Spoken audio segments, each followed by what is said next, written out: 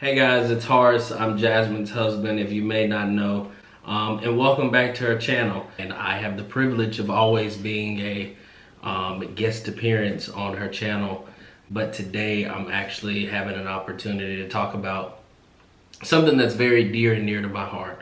About 8 months ago, I lost my father, Horace Dwayne Mosa Sr., due to some ailments that he was dealing with. One of the most valuable opportunities that I got when my father transitioned was to be able to spend the night with him in the hospital during that entire it was like I would say a week process, and eventually when he transitioned I was able to be there. At first I was very challenged per se. I didn't really want to do it. I was kind of nervous, like, oh, I'm just as scared as everybody else. But I have to give props to my wife, because she made the statement, well, baby, you know, this is something you need to do. And she was like, you know, you can't stay here tonight, so you ain't got no other choice but to go to the hospital. And so I'm just like, I'm looking like, okay, so my wife is literally telling me I ain't got nowhere to stay, you know. And so I was like, okay, Jazz, I'll go. At first, don't get me wrong, it was challenging, but I looked at it as an opportunity. I was sitting at the same table, actually looking at Jazz in the same seat when you guys found out that we were expecting. And then you know, here we are 8 months later. We find ourselves finding out that, you know, our baby is stillborn. You know, as a husband, I never knew that my wife pushing me to be that sort of kind of caretaker towards the end of my father's lifespan would help in such a vital way with her going through this process. And I found myself in those same questions and those same thoughts. And of course wondering like, okay, God, I trust you wholeheartedly. I'm willing to follow your process, but this one right here sucks. As a husband, in this new season or in this process of grieving, I found myself having to kick back to normal. And in some ways it was it is challenging, not was. I had to make sure, you know, we had food. I had to make sure that Paisley was scheduled. Everything was taken care of for her events.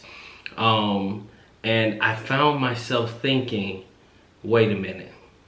You mean to tell me those precious moments of me laying by my father's side begin to give me strength enough to endure what I'm going through today? And my answer to that is yes.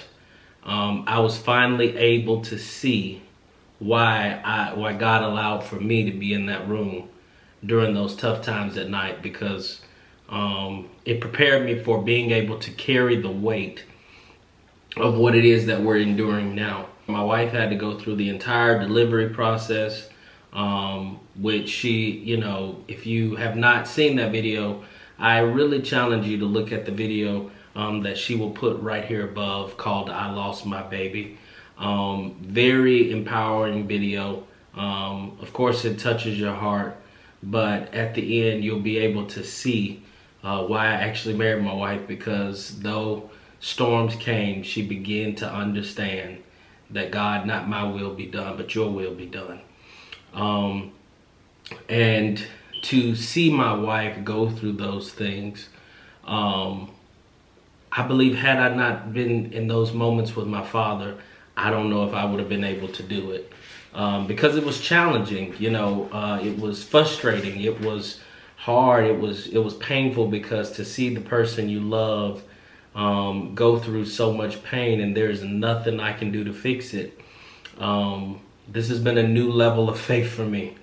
It has been a new awakening of eyesight or wisdom or knowledges per se that I've been able to unlock in this new season of my life.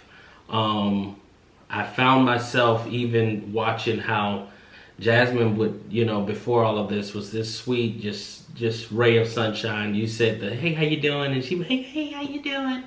You know, she would light up a room. And she's still sweet, don't get me wrong. But you can tell that now the troubles of life have manifested in her world. So for her, it was like, this is something she's always wanted. This is something she's, you know, believed God for, and he finally gave it to her. And the challenging part was that it was like it was ripped away. And it's very interesting how God orchestrates things, because Wednesday, when I went home to let the dogs out, that morning I had left probably about 6:30ish, 7, and came home to let the dogs out once my mom and her mom got there. And I, you know, when I came home, that was the hardest 30-minute ride of my life, because I kept breaking down in tears, kept breaking down in tears, kept breaking down in tears, kept breaking down in tears. You know, on my way back, I kept breaking down in tears, you know, to the point where I was pulling over on the side of the road, you know, for a minute to get myself together. And it was interesting because that was the day she was delivered. And I believe that God is so strategic in what he does and how he does it. In that moment, he knew that I had to be strong enough for my wife. Not that I couldn't have a moment of vulnerability, because of course I cried, of course, you know, all of that. But in that moment, I had to be my wife's protector. I had to be her nurturer. I had to be the person to hold and tell her that it was going to be okay. You know, and I remember this beautiful moment once we delivered Kinsley and stuff. And, you know, as soon as she came out, I can say that my baby looked just like me. And she looked just like Paisley. And we'll cherish that, you know, forever in our hearts. I took the baby to an area where the family could see her. And so I got to walk out with our support advocate or nurse. Her name was Marissa, and she was excellent. And I was carrying that basket. And when I carried the basket, you know, I was smiling. And for all of, you know, a minute, 2 minutes, I was this proud dad, because here I am carrying this beautiful little girl who by statistics would have been born in a few weeks. Lots of hair and all of that stuff. Sitting here, and I'm carrying her down, and I finally come back to Jazz, and I'm sitting down, and the nurse is in there, and I just break down, because it hurt. It hurt to see my wife like that. It hurt to see my family like that. It just hurt. I could hear my daddy, you know, saying if he was there, you know, Skin, y'all gonna be all right. Y'all gonna have another baby. You know, y'all gonna have another baby. It's gonna be all right. You know, and so in that moment, here I am grieving the loss of my daughter, wanting to talk to the man who's I'm still grieving as well. And I basically wanted to make this video to simply tell the person who, or husband, or if it's a wife watching this, or whoever is gonna have to carry the weight in whatever part of life or whatever the journey may be. Because 8 months ago, Jasmine was carrying the weight of everything when my father transitioned. Mentally and emotionally, I was a mess. You know, I'll be transparent enough to say that. And she had to literally hold me together a lot of times. And so I'm saying this, that this can be universal. But whoever has to carry the weight, whoever has to walk through the process with their spouse, the significant other, whatever that may be, or even a relative, I want you to know that though you may feel alone in this process, you're not alone. And through this process of whatever you may be dealing with, you will begin to find hope. You will begin to find joy. You will begin to find peace. You'll begin to even find gratitude. We were watching a sermon from Bishop T.D. Jakes. All of this was going on. And obviously, I'm sure y'all know that Jasmine and I we're church babies, as we call it.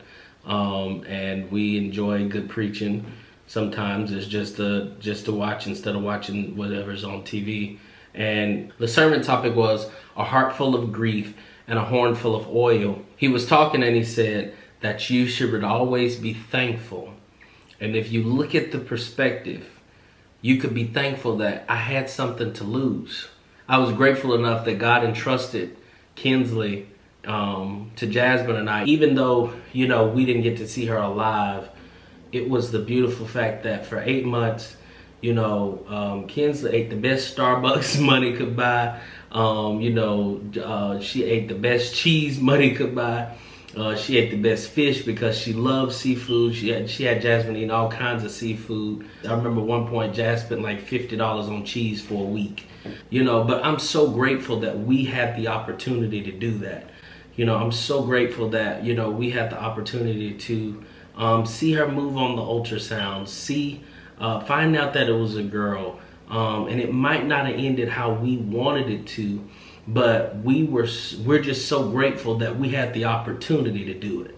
And that sermon changed both of our perspectives to understand and to see that. And that was such a beautiful moment for us, because I believe it pivoted the grieving process to not a perspective of kind of having no hope, but to having hope in gratitude. I was grateful enough that God trusted us to go through this. And, the beautiful part about this is that life does not end in this moment. And that's what I have to remind myself. We have each other, and that we will get through this together. I want to leave you with this thought or idea that if you take the first step, by God's grace, He'll give you the second step. And whatever it is that you're going through in this season, I'm here as a witness to tell you that even in my grief, I found joy. I found peace. I found happiness.